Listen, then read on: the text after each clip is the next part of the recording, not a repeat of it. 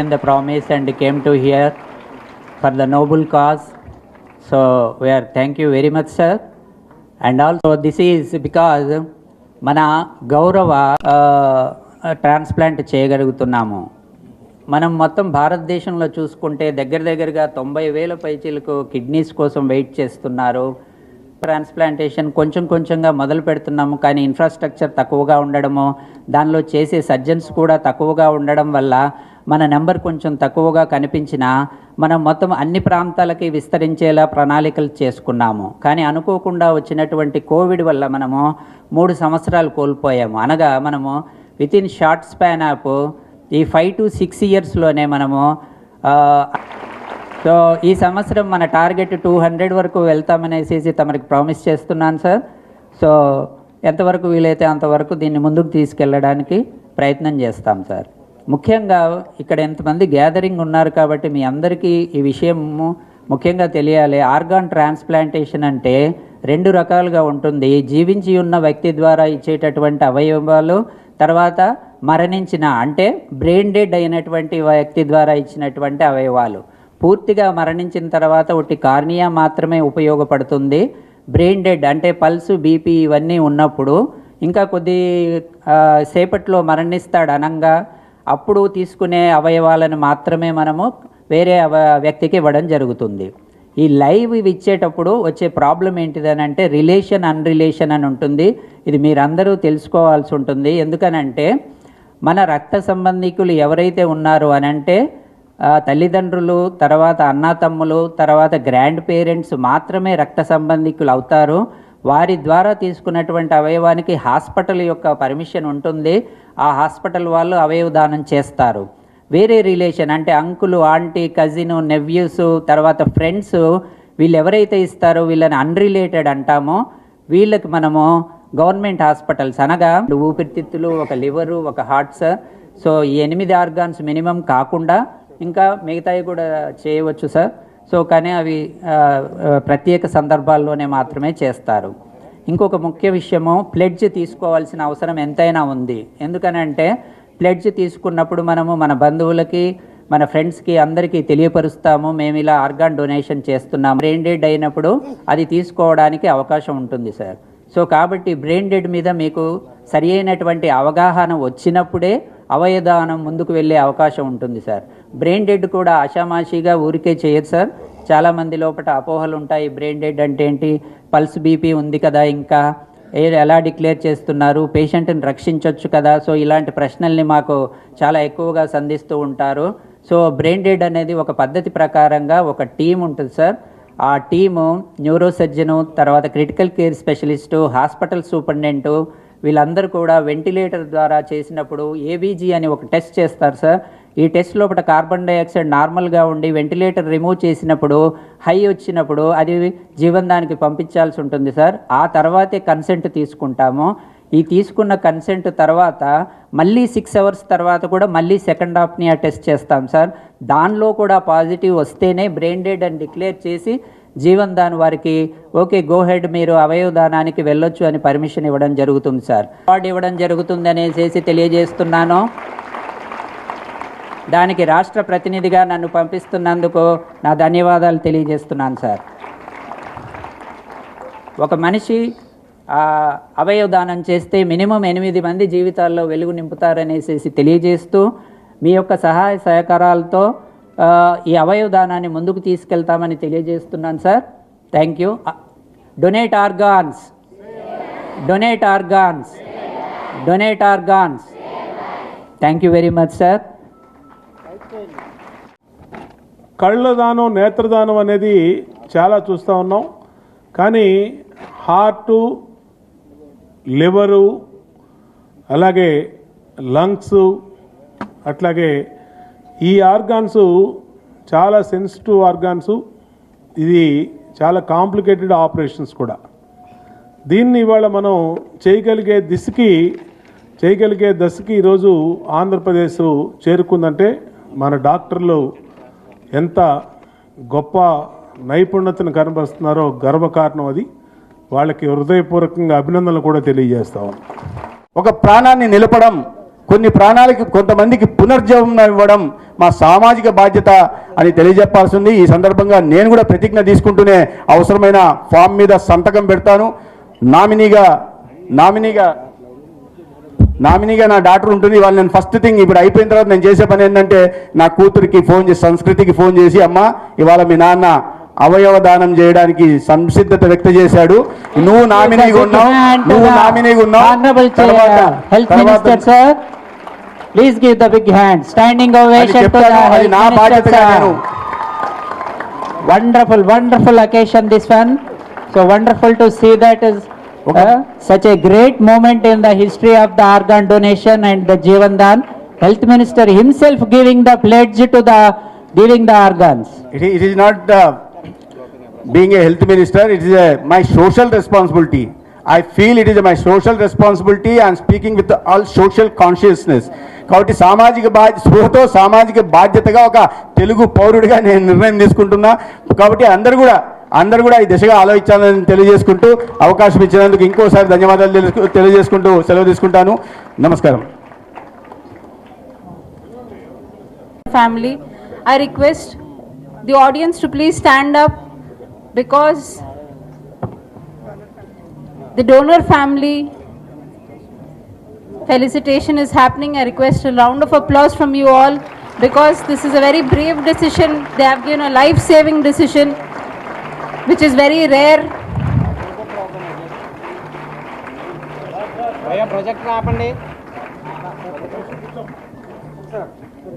Rani Garu donor family, Kim's icon.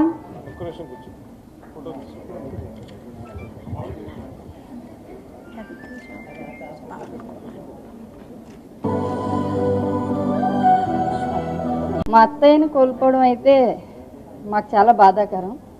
అసలు అనుకోలేదు, సడన్గా ఆమె బండి మీద నుంచి పడిపోవడం.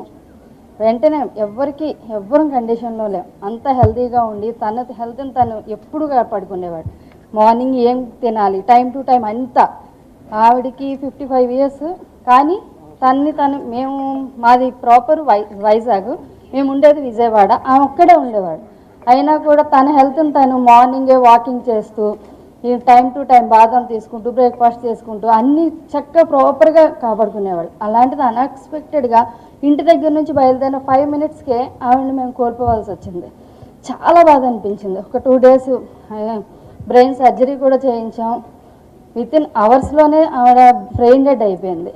ఏం చేయాలో అర్థమయ్యేది కాదు. చాలా మిస్ అయిపోయాం. ఎవరికి ఏం చేయాలో తెలియదు అసలు. కానీ ఎప్పుడైతే మాకు ఆలోచన వచ్చిందో ఆర్గాన్స్ డొనేట్ చేయాలని, ఆ డెసిషన్ తీసుకున్న ఒక 15 minutes 20 minutesకి అప్పటి వరకు చాలా బాధలో ఉన్న మాకు ఎందుకనో సడన్గా, అంటే మా అత్తయ్య మా కళ్ళ ముందు లేకపోయినా ఉన్నారు అనే ఫీల్లో ఆ బాధ అనేది చాలా వరకు తగ్గిందండి. ఇది నేను ప్రాక్టికల్గా ఫేస్ చేశాను కాబట్టి చెప్తున్నాను. ఇదైతే చాలా అందరికీ అవకాశం రాదు. మా అత్తయ్య మరి ఏం చేసుకున్నారో తెలియదు. ఆవిడకి దక్కడం, ఆవిడ కోడలుగా ఉండడం నాకు కూడా చాలా గర్వంగా ఉంది. ఎవరికైనా అవకాశం వస్తే మాత్రం కంపల్సరీ డొనేట్ చేయండి. Thank you. Next donor family, I request to come on stage. Dhanalakshmi go to the dais for felicitation. I request a big round of applause.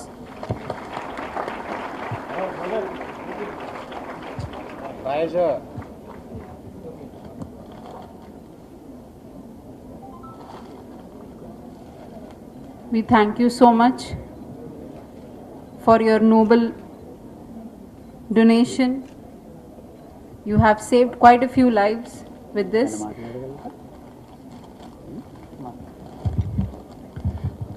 Next, I call upon Tarun Prasad donor family. నమస్తే అండి, నా పేరు ఆనంద్ కుమార్, గుడివాడ నుంచి వచ్చాను. Brain dead అయిన చనిపోయిన ఆవిడ మా మదర్ అండి, 47 సంవత్సరాలు. అయితే ఆవిడ అరగంట గ్యాప్లోనే మనం హాస్పిటల్ తీసుకెళ్ళి అని చేసే గ్యాప్లోనే ఆవిడ బ్రెయిన్ డెడ్ అయిపోయి మనకు అందుబాటులో లేకుండా పోయారు. అయితే ఇలాంటి మా నాన్నగారు కూడా తర్వాత కన్విన్స్ చేస్తే తీసుకెళ్ళి కాల్ చేయటమే, ఇట్లా ఈ టైప్ ఆఫ్ చేస్తే కనుక ఒక 7 లైఫ్ సేవ్ అవుద్దని చెప్పి మా నాన్నగారు చెప్తే ఆయన కూడా కన్విన్స్ అయ్యారు. కన్విన్స్ అయిన వెంటనే మనం ఇంకా క్యాపిటల్ హాస్పిటల్లోనే జీవన్ దాన్ యాప్ ద్వారా ఇవన్నీ డొనేట్ చేస్తాం జరిగింది. ఈ అవకాశం అనేది మామూలుగా మా అమ్మ భౌతికంగా లేకపోయినా కానీ ఇలా అవయవాలు డొనేట్ చేస్తే ఆవిడ మాతో ఉందని మాకు కూడా ఆలోచన వచ్చింది. ఇంకా అట్లా చేసామండి. Thank you so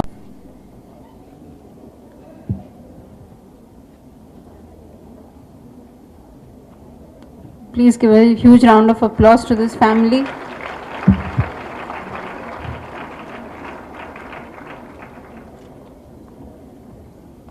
Thank you, sir. I request Pavan Kumar Garu family, donor family from Kim's Icon.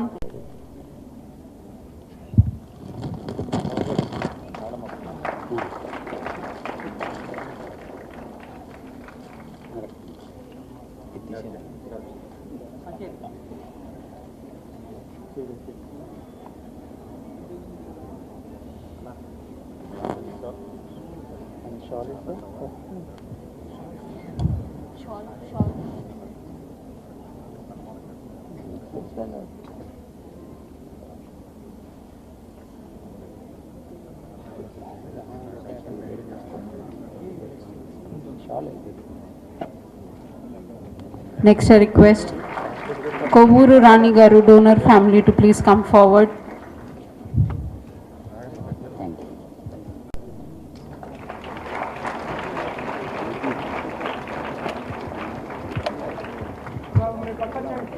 I request the next family, M. Prasad Garu donor family.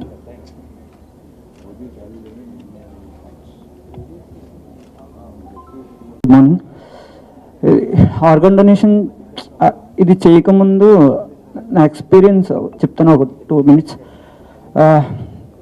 అది మా మమ్మీ స్కూటీ మీద నుంచి పడిపోయి సెకండ్ డే అయింది. అప్పుడు నేను GSL third year MBBS చేస్తున్నాను. మా అక్కది ఎంబీబీఎస్ అయిపోయింది, పీజీ చేస్తుంది. పడిపోయిన వెంటనే సెకండ్ డేకి మా అక్కకి తెలిసిపోయింది అది బ్రెయిన్ డెడ్ అని. మా అక్క వచ్చి నాకు చెప్పింది, తమ్ముడు ఇలా అమ్మకి బ్రెయిన్ డెడ్ అయింది, ఇంకా ఆర్గన్ డొనేషన్ చేద్దామని చెప్పింది. అప్పుడు నేను అసలు ఒప్పుకోలేదు అనమాట. ఏంటి పడిపోయి సెకండ్ డే అయింది, అప్పుడే బ్రెయిన్ డెడ్ ఏంటి, 2-3 days నార్మల్ అయిపోద్ది, మన మనిషిలా మారిపోద్ది, అంతా అయిపోద్ది, ఏం కంగారు పడుకోవాలని చెప్పాను. అంటే మా అక్క మొత్తం మెడికల్ టర్మ్స్లో తెలుసు కాబట్టి చెప్పింది. అయినా నేను 1 day అసలు ఒప్పుకోలేదు. ఈ ఆర్గన్ డొనేషన్ ఏంటి, మనిషి ఇంకా మన కళ్ళ ముందు ఉంది, ఇప్పుడు ఆర్గన్ డొనేషన్ తీసేస్తే మనిషి మన ముందు ఉండదు, ఆర్గన్ డొనేషన్ ఏం వద్దు, నార్మల్గా ఉంచేద్దామని చెప్పాను. ఆ రోజు నైట్ మా అక్క మా మమ్మీ దగ్గర తీసుకెళ్ళి అక్కడ డాక్టర్తో మొత్తం ఎక్స్ప్లెయిన్ చేయించింది నాకు. అంటే ఆర్గన్ డొనేషన్ ఏంటి, అసలు ఎలా ఉంటుంది, మా మమ్మీ పరిస్థితి ఎలా ఉందని డాక్టర్ చెప్పారు. ఆర్గన్ డొనేషన్ అదే బ్రెయిన్ డెడ్కి ఉండాల్సిన ఫ్యాక్టర్స్ అని మా మమ్మీలో ఉన్నవి. నేను నమ్మలేదు. అయినా సరే నాకు మెడికల్గా మొత్తం చెప్పేసారు. అప్పుడు నేను కొంచెం ఆలోచించాను, మెడికల్గా మిరాకిల్స్ ఏమైనా జరుగుతాయేమో, ఉంచితే బ్రెయిన్ డెడ్ నుంచి మళ్ళీ మనిషి రావచ్చేమో అయినా అనే హోప్ ఉండేది. దాన్ని నెక్స్ట్ డే ఇంకా మా అక్క వచ్చి ఇలా చెప్పింది, ఏంటి ఇలా ఆర్గన్ డొనేషన్ చేస్తే మమ్మీ మనలో ఉండకపోవచ్చేమో కానీ అలా వేరే వాళ్ళలో బతికే ఉంటుంది, ఇలా ఆర్గన్ డొనేషన్ చేద్దామని చెప్పేసరికి నేను నెక్స్ట్ డే మార్నింగ్ ఇంకా ఒప్పుకున్నాను. సరే మన కళ్ళ ముందు ఉండకపోయినా వేరే వాళ్ళు బ్రతికే ఉంటుంది కదా అని చెప్పేసి నేను ఇంకా ఆర్గనైజేషన్ ఒప్పుకున్నాను. అప్పుడు వైజాగ్ కిమ్స్ ఐకాన్కి తీసుకెళ్ళి అక్కడ కూడా డైరెక్ట్ ఆర్గనైజేషన్ చేయరు, వాళ్ళు కూడా కన్ఫర్మ్ చేసుకుంటారు. ఆ నైట్ చెప్పారు, మేము కన్ఫర్మ్ చేసుకున్న బ్రెయిన్ డెడ్ అని కన్ఫర్మ్ చేసుకున్న తర్వాతే డొనేట్ చేస్తామని చెప్పారు. మేము కూడా నేను ఎప్పుడు ఏమనుకున్నానంటే అక్కడ ఏలూరు రాష్ట్రంలో అవ్వలేదేమో, ఇక్కడ కిమ్స్ ఐకాన్లో సరిగ్గా చేస్తారు, ఆర్గన్ డొనేషన్ అదే బ్రెయిన్ డెడ్ నెగిటివ్ వస్తుంది, మమ్మీ నార్మల్ అయిపోద్ది, మళ్ళీ మనలా కలిసిపోద్ది అనుకున్నాను. వాళ్ళు నెక్స్ట్ డే మార్నింగ్ వచ్చి బ్రెయిన్ డెడ్ పాజిటివ్ అని చెప్పారు. ఇంకా అప్పుడు ఇంకా నేను కూడా సరేలే ఇంకా ఆర్గన్ డొనేషన్ చేసేద్దామని చెప్పాను. అప్పుడు మమ్మీ లంగ్స్, లివర్, కిడ్నీ తీసుకున్నారు. వేరే ఆర్గాన్స్ తీసుకోవడానికి అక్కడ అంత ఎక్విప్మెంట్ లేదని చెప్పారు. లంగ్స్, లివర్, కిడ్నీ అయితే తీసుకుంటామని చెప్పారు. లంగ్స్ లివర్, కిడ్నీ తెలియదు కానీ ఆ లంగ్స్ మాకు చెప్పారు. వచ్చి మీ మమ్మీ లంగ్స్ ఇవ్వడం వల్ల 7 years చైల్డ్ ఒక అమ్మాయి బతికిందని చెప్పారు.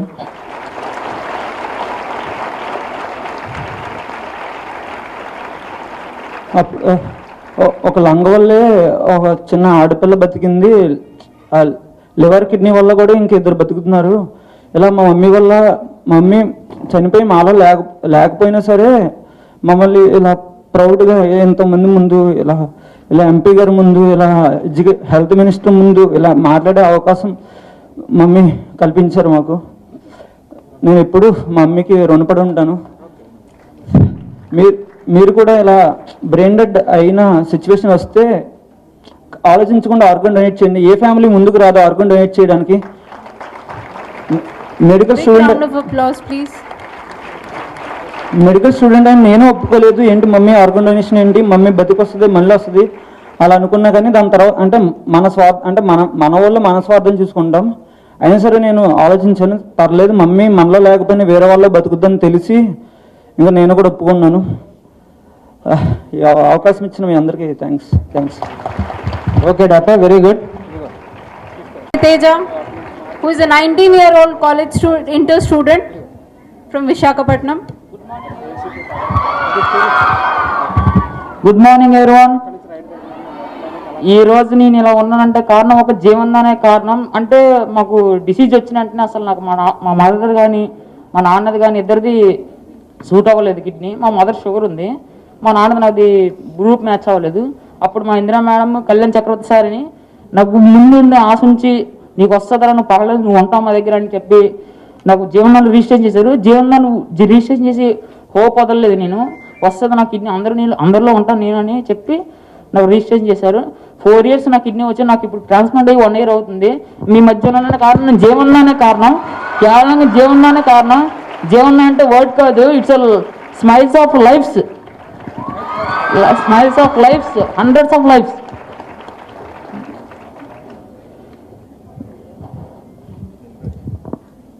హాయ్ అందరికీ. రవితేజ అంటే మీ అందరికీ తను అంటే మేము రెస్పెక్ట్స్ని ఎక్కడ చూపించకూడదు, కానీ తన్ని ఇన్స్పిరేషన్ అందరికీ. తను 7th క్లాస్లో డయాలసిస్ మీదకి వచ్చినప్పటి నుంచి 7th, 8th, 9th, 10th dialysis మీద చదివాడు. 4 years జీవనాల్లో రిజిస్టర్ చేశాకంటే వాళ్ళ ఫ్యామిలీ మెంబర్స్కి ఎవరికి సూట్ అవ్వలేదు. సూట్ అవ్వకుండా తను ఎంత కష్టపడంటే వాళ్ళ అమ్మ నాన్న కూడా వెల్ సెటిల్డ్ ఫ్యామిలీ కూడా కాదు. అంత కష్టంతో తను హోప్ వదలకుండా స్కూల్కి వెళ్తా వీక్లీ 2 times డయాలసిస్ చేయించుకుని 10th క్లాస్ అయ్యాక అప్పటికి 4 years నుంచి డయాలసిస్ మీద ఉండటంతో రిజిస్ట్రేషన్ మధ్యలో కోవిడ్ రావటం, కోవిడ్ తోటి బ్రెయిన్ డెత్లు ఎక్కువ డిక్లేర్ చేయకపోవడంతో లిస్ట్ అంతా ఉండిపోవడంతో తనకి డిసీజ్ కొంచెం సివియారిటీ ఎక్కువ అవుతే తట్టుకోలేక అంటే ప్రతి 1 week నా ఛాంబర్ దగ్గరికి వచ్చేవాడు. మేడం నేను బతకాలి, నాకు ఎప్పుడు అవకాశం వస్తుంది. కాదు నువ్వు హోప్ వదులుకోవద్దు, వస్తుంది రవితేజ, నువ్వు అలా అనుకమ్మ. ఎలా మేము కూడా ఏం చేయగలం, ఇంట్లో సూట్ అవ్వలేదు, జీవనదాని నుంచి ఆర్డర్ ప్రకారమే రావాలి అంటే మనకి ఇది ఉంది అని మనకి ఇవ్వడానికి అవ్వదు. అక్కడ చాలామందికి చాలా అపోహలు ఉన్నాయి. ఏంటంటే మనకి ఎవరైనా తెలిస్తే ఇచ్చేస్తారు, రాకపోతే అది ఎట్టి పరిస్థితుల్లోనే జరగదు. Patient severity, patient registration based మీద డోనర్కి ఏజ్ మ్యాచ్ని బట్టి అవుతుంది. 2 సంవత్సరాలు ఏంటంటే కోవిడ్ వల్ల కూడా రిజిస్ట్రేషన్ లేట్ అవ్వడం వల్ల ఇటువంటి వాళ్ళు చాలామంది సఫర్ అయ్యారు. ఈ లోపల పేషెంట్ ఉండి ఇదిగా ఉంటే డొనేషన్కి అయ్యి వస్తుంది. కానీ తను చూసి అందరూ నేర్చుకోవాలంటే ఎవ్రీ 1 week 10 days నేను ఏమైనా బతకాలి, నాకు రావాలి, నేను ఏమైనా బతకాలని. ఇప్పుడు ఇంటర్మీడియట్ చదువుతున్నాడు, అందుకని తను మీకు అందరికీ చూపించడానికి తీసుకొచ్చాం. Small please.